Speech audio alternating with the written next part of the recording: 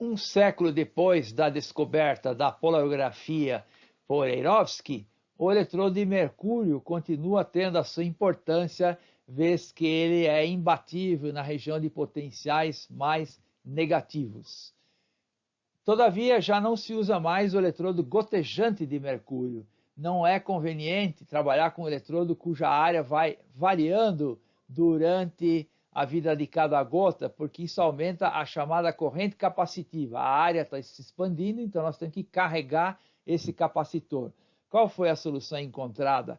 Colocar uma válvula acima do capilar, que está ligado ao reservatório de mercúrio, de forma que se pode parar o crescimento da gota e, com área constante, fazer a medida de corrente para, em seguida, abrir novamente, trocar a gota e tornar a fechar. Assim se trabalha com área constante.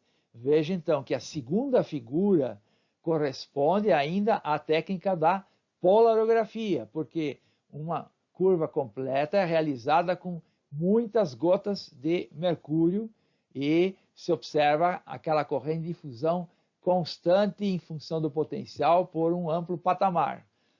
Já a terceira modalidade corresponde a um eletrodo estacionário. O que se faz? Destaca-se uma gota, abre-se a válvula para gerar uma nova, assim que se atinge a área desejada, fecha-se a válvula e agora se tem um eletrodo de gota pendente de mercúrio que é utilizado e que dá curvas semelhantes às da voltametria.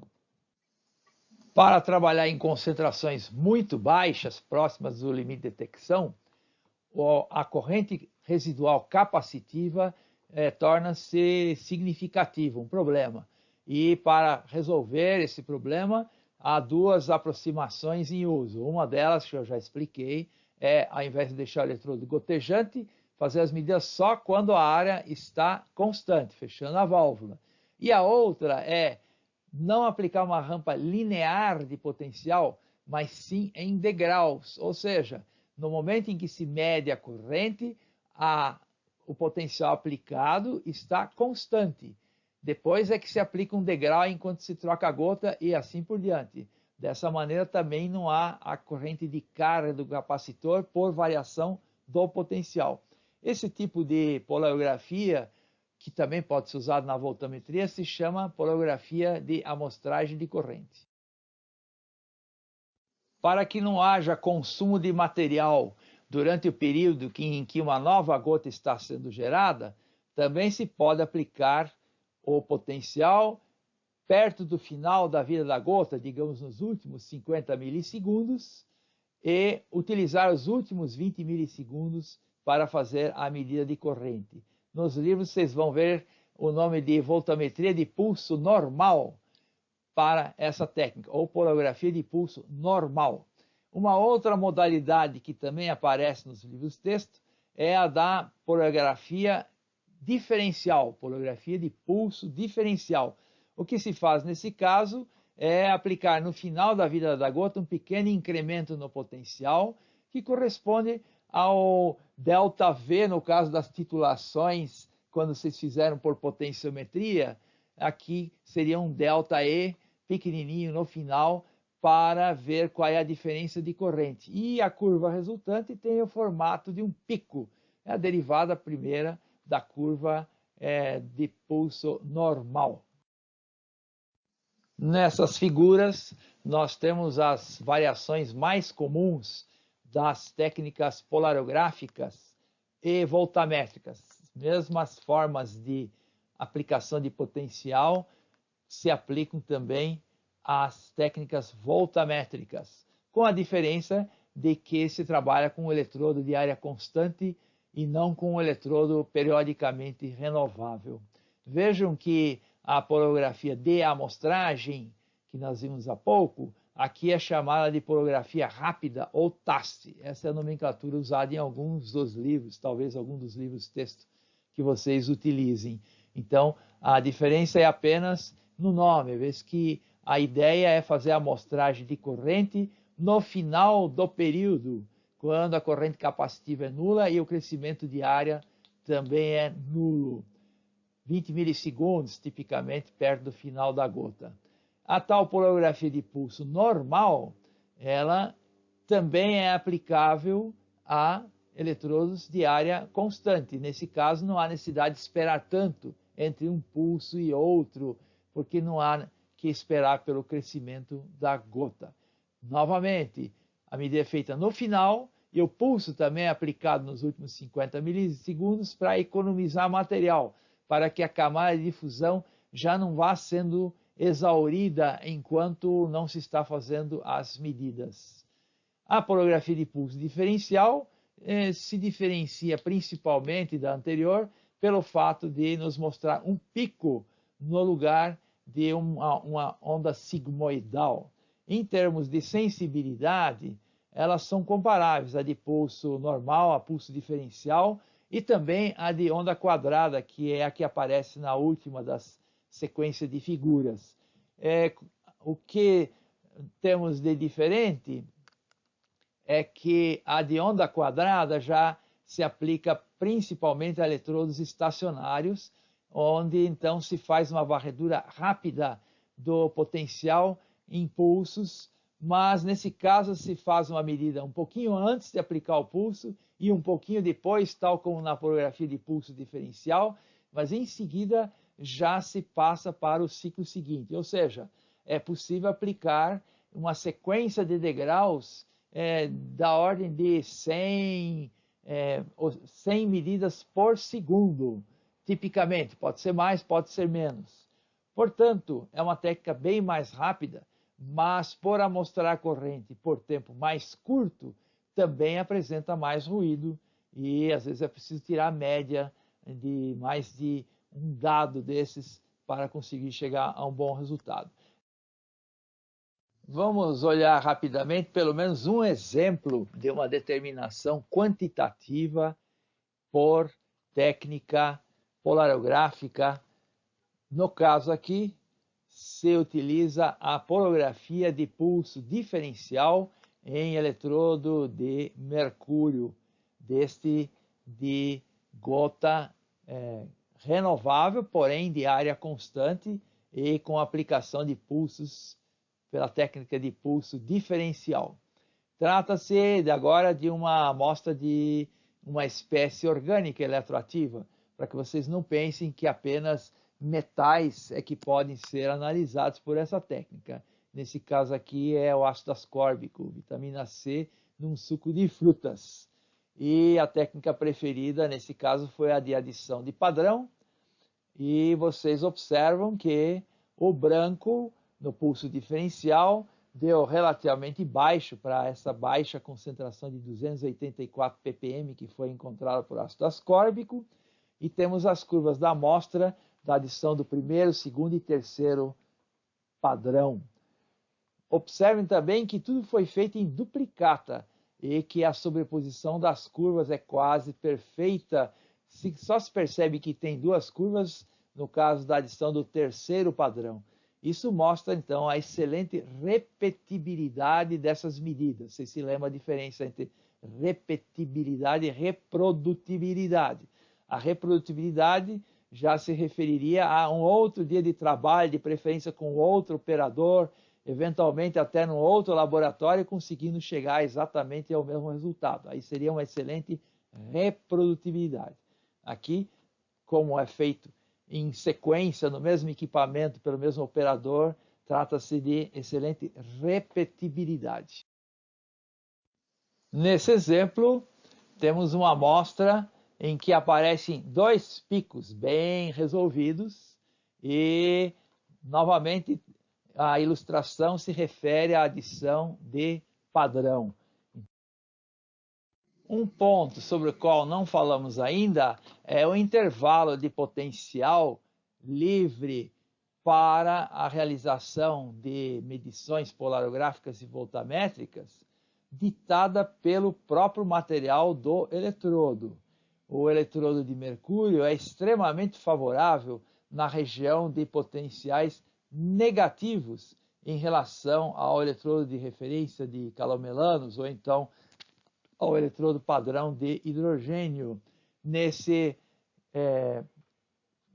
caso, que está aqui indicado, estamos trabalhando em meio de KCl e do lado positivo nós temos uma forte restrição que é a oxidação do próprio mercúrio para a formação de calomelano, Hg0 mais 2 cloretos, dando uma onda anódica que chega à formação de um filme de Hg2Cl2 sobre o eletrodo, que limita, portanto, a utilização do eletrodo em potenciais mais positivos.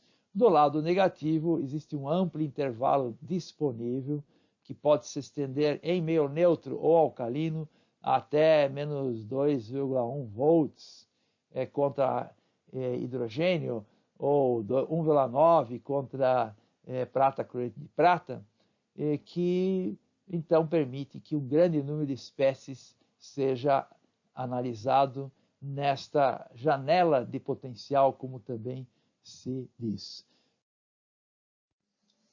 Mesmo que haja restrição ao uso de mercúrio de maneira geral, e eventualmente em alguns países também em laboratório, ele continua tendo algumas características insuperáveis, entre as quais essa de ser facilmente renovável quando usado na forma de uma gota, de apresentar excelente reprodutibilidade, de ter uma superfície extremamente lisa e uniforme, de que pode ser substituído facilmente ao toque de um botão no aparelho, cresce uma nova gota, de poder ser reciclado perfeitamente e com pureza altíssima num aparelho de bidestilação a vácuo, aqui no Instituto mesmo a gente faz essa purificação, e de apresentar a janela de potenciais muito favorável do lado negativo, que permite então um amplo acesso a espécies que apresentam o seu E0 ou E0'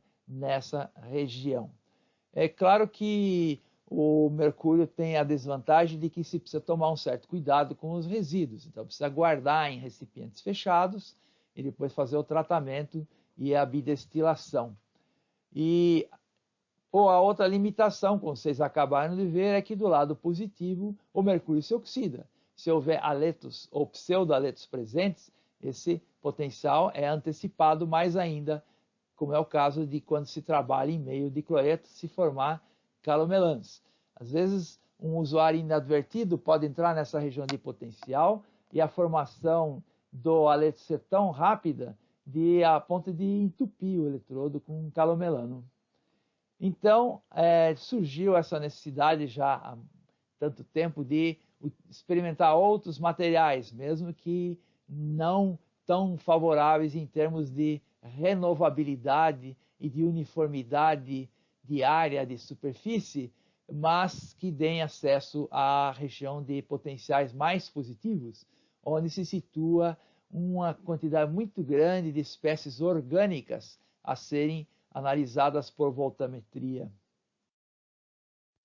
Entre os eletrodos que não são mercúrio líquido, existe o chamado filme de mercúrio, em que se deposita uma finíssima camada de mercúrio por eletrodeposição ou por redução química sobre um outro material condutor, e também os eletrodos metálicos de metais nobres, como platina e ouro, eventualmente um filme de bismuto, que apresenta também uma sobretensão de hidrogênio considerável, coisa que a platina e o ouro não tem como característica favorável. E principalmente se usam formas diferentes alotrópicas de carbono, a começar pelo grafite, começando pelo de um lápis, passando pela pasta de carbono, que é preparada com um óleo parafínico, como no JOL, na forma de uma pasta e colocado dentro de um rebaixo colocado no suporte do eletrodo. Se vocês olharem à direita, esses 5 eletrodos aqui oferecidos, o primeiro deles tem uma cavidade que serve para aplicar a pasta de carbono. A pasta de carbono tem a vantagem de ser facilmente renovada, às vezes dá para polir só passando num papel e reutilizar. E, além disso, o mais utilizado provavelmente é o eletrodo de carbono vítreo, que é uma forma altamente compacta de carbono obtido em alta temperatura. Com um custo ainda mais elevado, mas com uma faixa de potencial mais ampla, temos o eletrodo de diamante. O eletrodo de diamante, vocês diriam, ele não é condutor, então não vai servir. Todavia, em sendo dopado com boro e introduzindo então distorções na estrutura do diamante, ele se torna suficientemente condutor para poder servir como eletrodo. Além disso, nanotubos de carbono são utilizados também, assim como mais recentemente o grafeno tem encontrado alguma aplicação, mas não conseguem concorrer com assim número de aplicações com o carbono vítreo e o diamante dopado com boro. Claro que em todos eles se tem que levar em conta muitos parâmetros. Um deles é a modificação da superfície do próprio eletrodo, quando exposto a potencial alto ou baixo, ou o acúmulo de óxidos ou absorção de materiais na superfície que podem obrigar ao polimento do eletrodo entre os experimentos, além da própria sobretensão de hidrogênio, que é um problema na maioria deles, né? E também a redução, não só a hidrogênio, mas também a oxidação da água pode eventualmente trazer dificuldades em algumas aplicações. Vocês observam aqui embaixo à direita que também há eletrodos já bem práticos na forma de pequenas lâminas onde os eletrodos se encontram impressos e que já tem os contatos para inserir num conector ligado a um potenciostato de reduzidas dimensões. Essa é uma das vantagens da voltametria em relação a técnicas como as de emissão ou absorção atômica. São equipamentos muito pequenos, de custo muito menor e de aplicações que às vezes são competitivas. Não é tão fácil, normalmente, para usar a técnica voltamétrica, nós precisamos menos equipamento e mais cérebro para colocar o método em funcionamento. Daí a quando se está num laboratório, ser mais comum ter um aparelho de absorção atômica para determinação dos metais. Nem sempre se justifica. Nessa figura nós vemos que um dos parâmetros que modula bastante a faixa de uso dos eletrodos sólidos e também do mercúrio líquido é o pH da solução. Vocês observam que, obviamente, quanto mais baixo o pH, quanto mais ácida a solução, mais difícil entrar na região de potenciais negativos devido à formação de bolinhas de hidrogênio, a redução do H+ a hidrogênio. Então, sempre em meio alcalino, a gente consegue alcançar um pouco mais a região de potenciais negativos, sendo que o mercúrio é o mais favorável. Já do lado positivo, pelo contrário, em meio ácido consegue-se avançar mais e, como vocês podem ver, tanto platina como carbono tem um comportamento bastante favorável, que só é superado pelo diamante dopado com boro. Esta figura ilustra bem a janela de potencial insuperável do diamante dopado com boro, em que na primeira das figuras nós conseguimos ter uma curva com corrente residual muito baixa, de -2 até perto de +2 volts. Vejam que a curva verde, que se refere ao eletrodo mais frequentemente utilizado, do carbono vítreo, tem uma região um pouco mais limitada, assim mesmo ampla, e também uma corrente residual um pouquinho mais alta. Enquanto que a platina, do lado negativo, é bastante precária, e do lado positivo ela apresenta uma onda própria da formação do óxido de platina na superfície do eletrodo, que também atrapalha um pouco. Mas nem tudo é perfeito. Se a janela de potencial e também a linha base do diamante dopado com boro é muito favorável, por outro lado, esse eletrodo não tem boa atividade eletrocatalítica. Isso quer dizer que muitos processos que sobre platina ocorrem facilmente, sobre diamante dopado com boro, eles são inibidos. Aqui temos o exemplo da hidrazina. que pode ser facilmente determinado sobre platina ou mesmo sobre ouro, mas que sobre diamante dopado com boro quase não ocorre, já não fica tão fácil de fazer a determinação. Então, a necessidade de analisar cada aplicação para fazer a escolha apropriada do material de eletrodo. Dois aspectos importantes sobre os eletrodos sólidos. Um deles é que a superfície, quando contaminada por absorção, por deposição de algum filme, ela não pode ser substituída simplesmente trocando a gotinha de mercúrio. Há necessidade de fazer uma reativação eletroquímica, excursionando para potenciais bem negativos em que se forma hidrogênio e bem positivos onde se forma o oxigênio. E se isso não funcionar, é necessário fazer um polimento mecânico sobre uma lixa muito fina, coisa de 1 micron ou 0,1 micron, o tamanho dos grãozinhos de sílica ou de alumínio ou de pó de diamante. Os eletrodos para a voltametria muitas vezes podem ser feitos no próprio laboratório. Já mencionei o uso de grafite de lápis.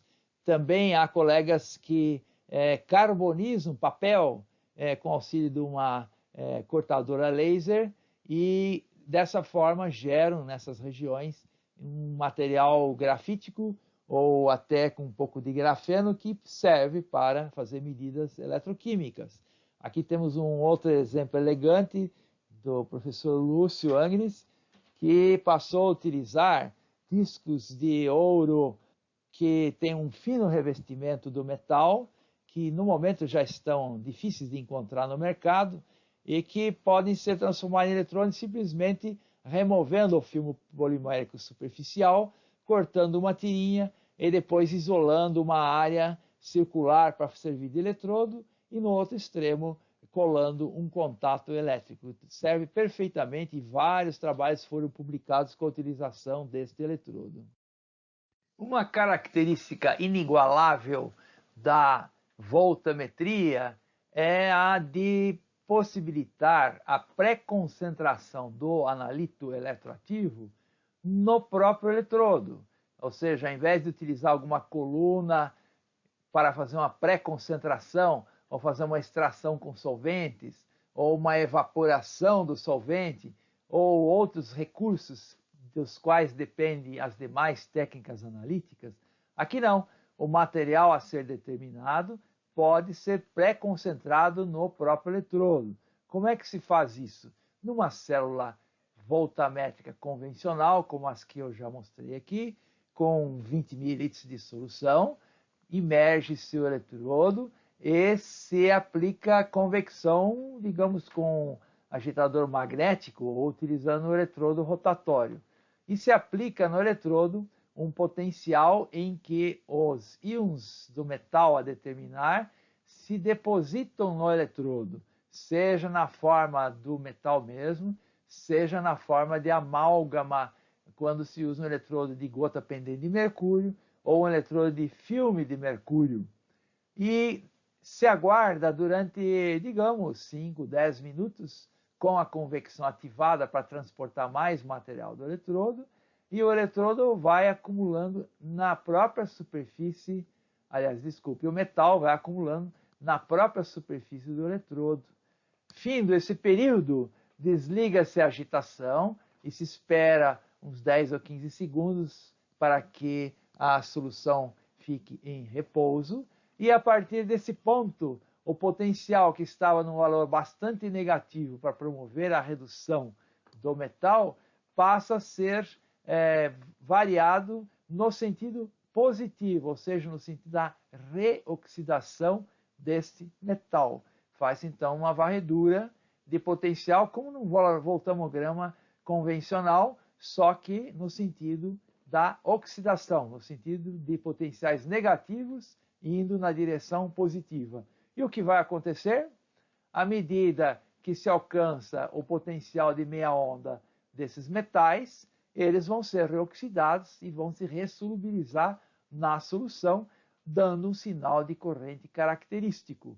Vejam a curva que é apresentada nesse exemplo, onde nós temos então um pico correspondente ao cobre, que foi inicialmente reduzido de cobre 2 para cobre 0 sobre o eletrodo, e também do mercúrio. Aqui nós estamos usando o eletrodo de carbono vítreo, então também o mercúrio pode ser determinado, e temos dois picos bem resolvidos, possibilitando essa determinação em concentrações que seriam inalcançáveis pela voltametria convencional.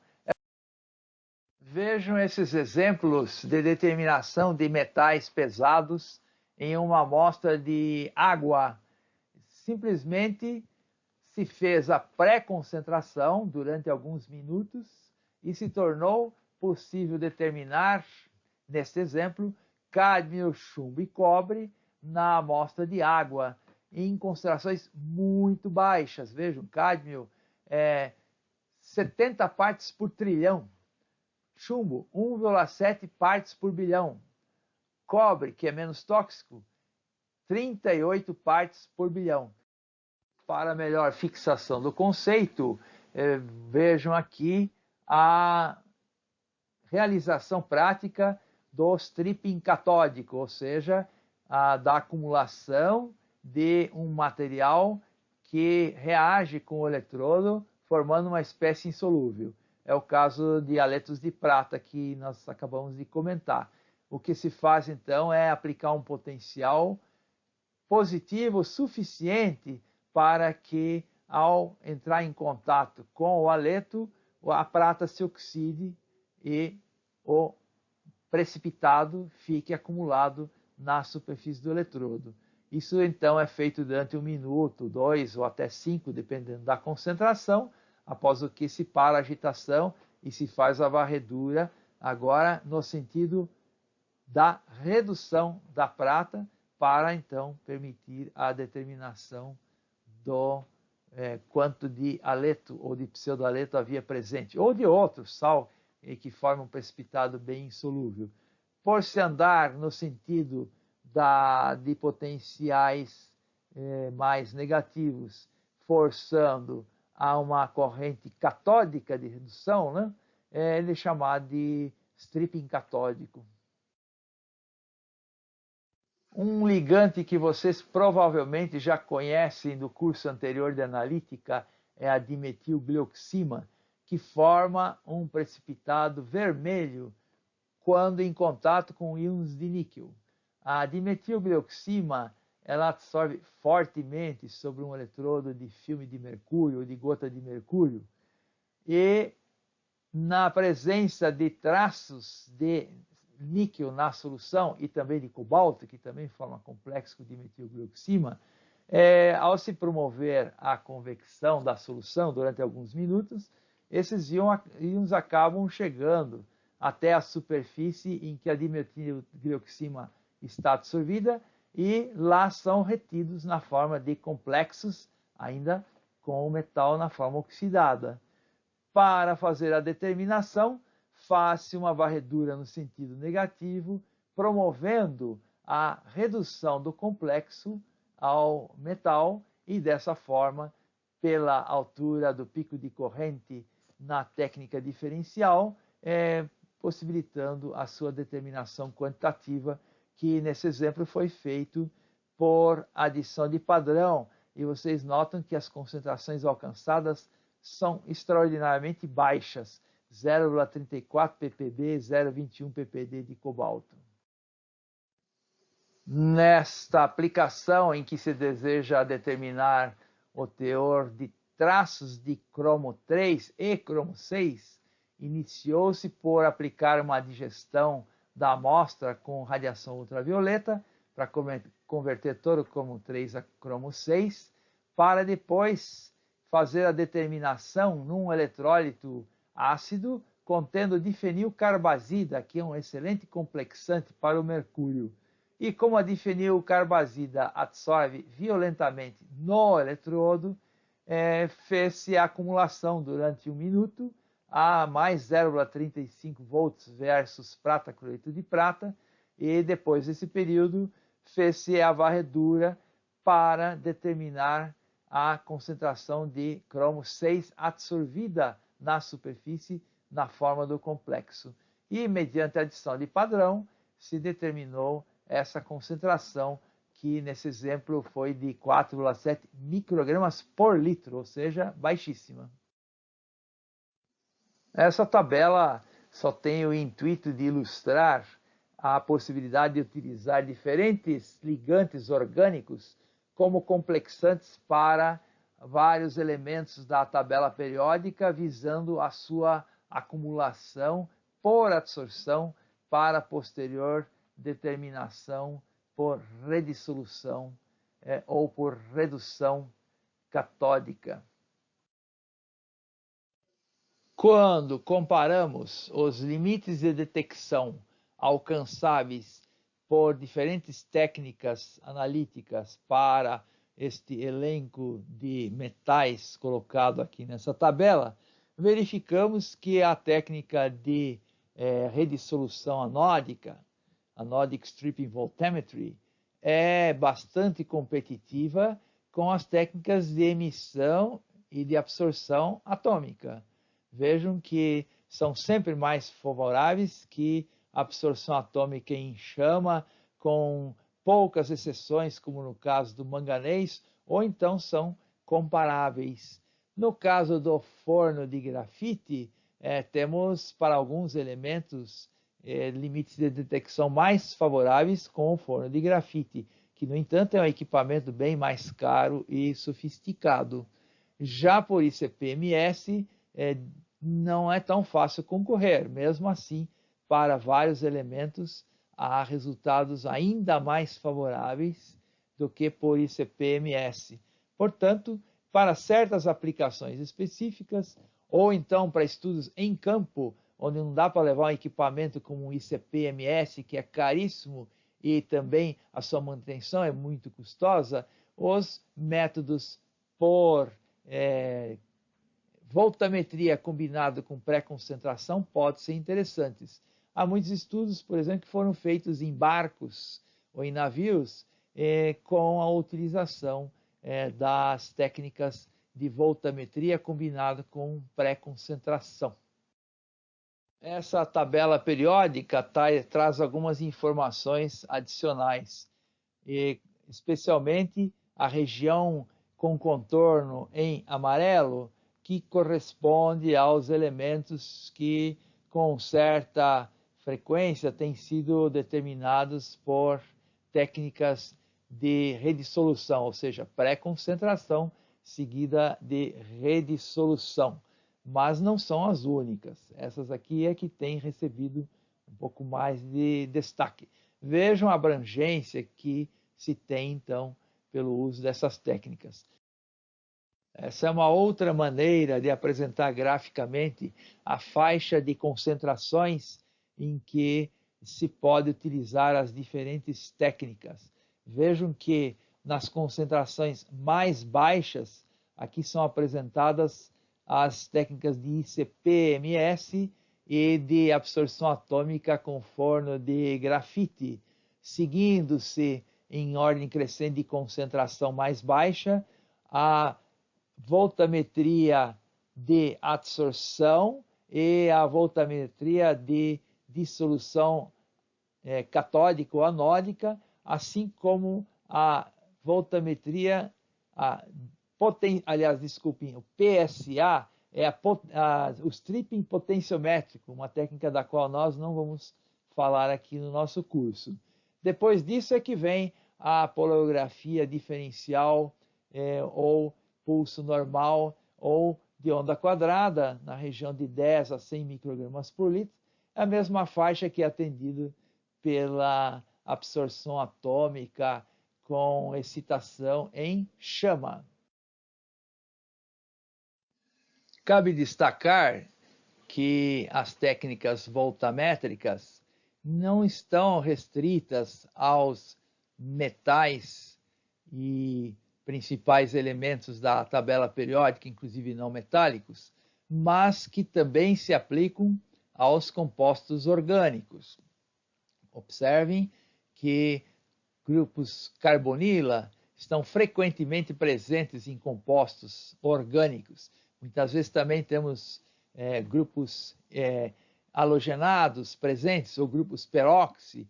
Também em medicamentos, às vezes temos nitrocompostos, ou ligações de enxofre, como essas aqui indicadas, ou ainda compostos que tenham fósforo, selênio, arsênio. Todas elas apresentam-se eletroativas, todas essas espécies. Para vocês terem uma ideia, nessa tabela temos algumas espécies que têm importância farmacêutica, entre outras, que podem ser determinadas diretamente por pré-concentração, por absorção, visando melhorar o limite de detecção. Então, se acumula no eletrodo, seja ele de mercúrio, seja de pasta de carbono, ou de platino, ou de ouro, e depois se faz a determinação. E com isso se consegue limites de detecção extraordinariamente baixos, na região de 10 na menos 8 a 10 na menos 11 mol por litro. Mesmo que nos laboratórios de análises farmacêuticos ou clínicos ou de alimentos não seja tão comum encontrar equipamentos de voltammetria, existe uma ampla gama de espécies que podem ser analisadas por métodos baseados na voltammetria, seja para os metais, seja para compostos orgânicos.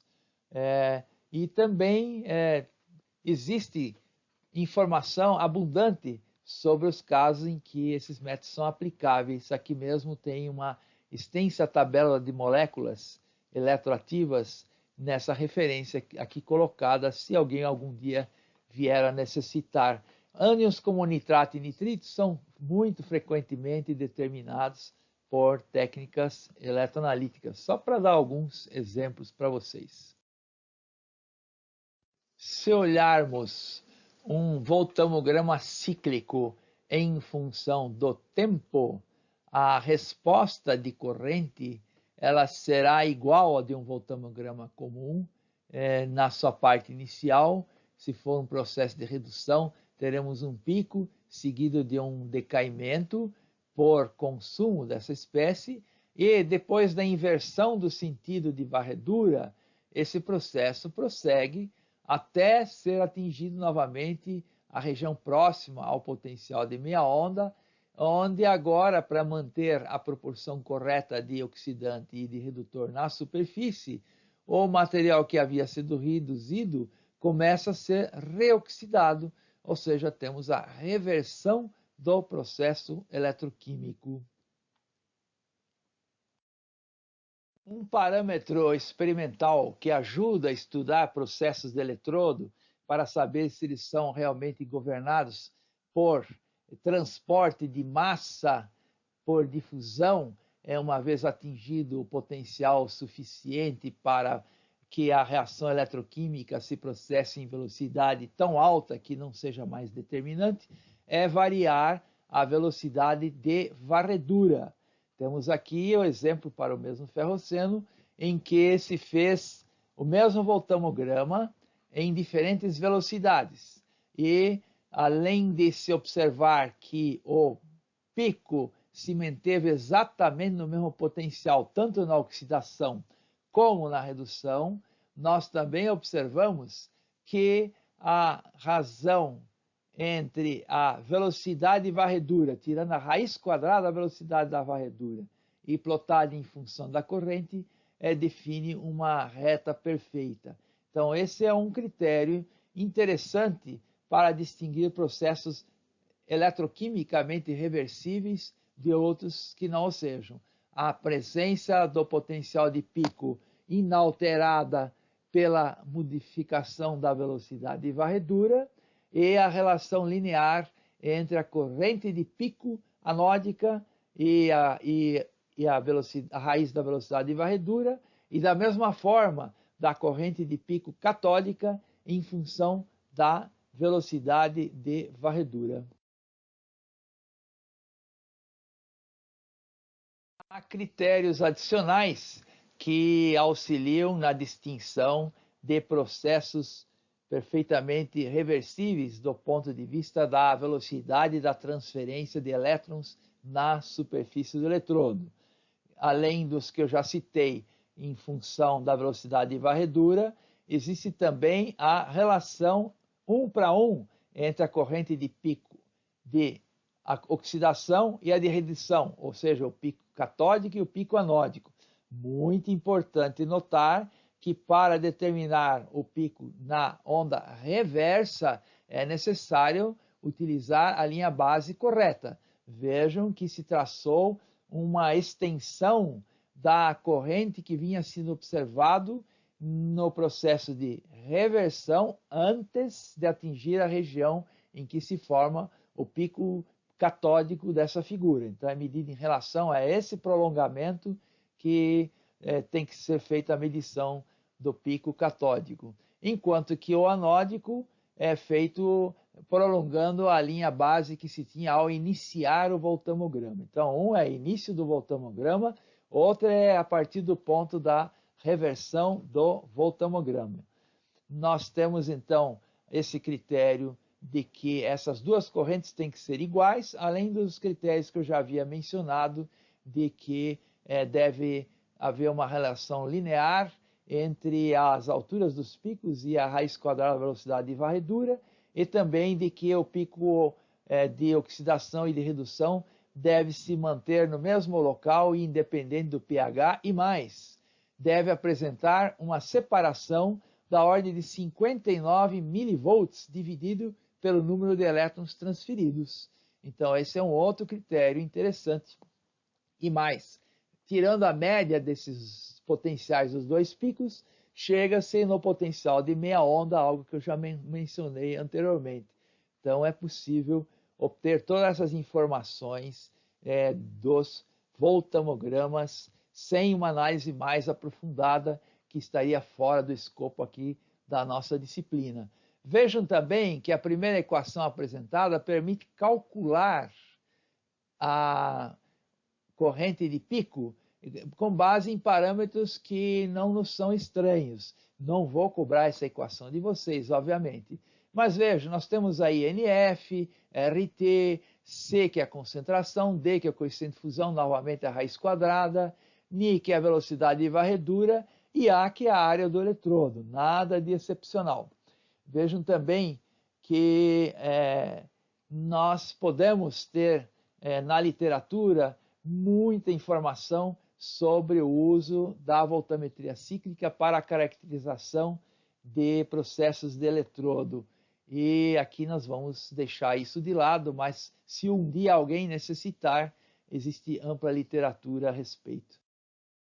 Muitos sistemas quase reversíveis ou mesmo irreversíveis podem ser diferenciados facilmente dos reversíveis pelo próprio aspecto dos voltammogramas. O pico catódico e o anódico acabam ficando muito afastados um do outro, e no caso extremo, apenas um dos picos é perceptível no voltammograma, o outro não chega nem a aparecer. Então, esses critérios anteriormente apresentados servem para uma distinção rigorosa dos casos próximos da reversibilidade. Num sistema irreversível, é só olhar o voltammograma e a gente percebe imediatamente o que está acontecendo. A reversibilidade de um processo eletroquímico depende também do material do eletrodo e da ativação que ele recebeu. Nesse exemplo aqui, temos a oxidação de peróxido de hidrogênio a oxigênio em eletrodos de nanofibra de carbono.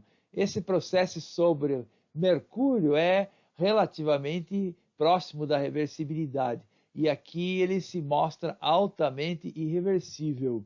Vejam que a onda, depois de correção da linha base, que é muito alta, nesse exemplo em cima de uma nanofibra de carbono, depois dessa correção, nós temos então picos ao redor de 1,2 volts, que são linearmente dependentes da concentração.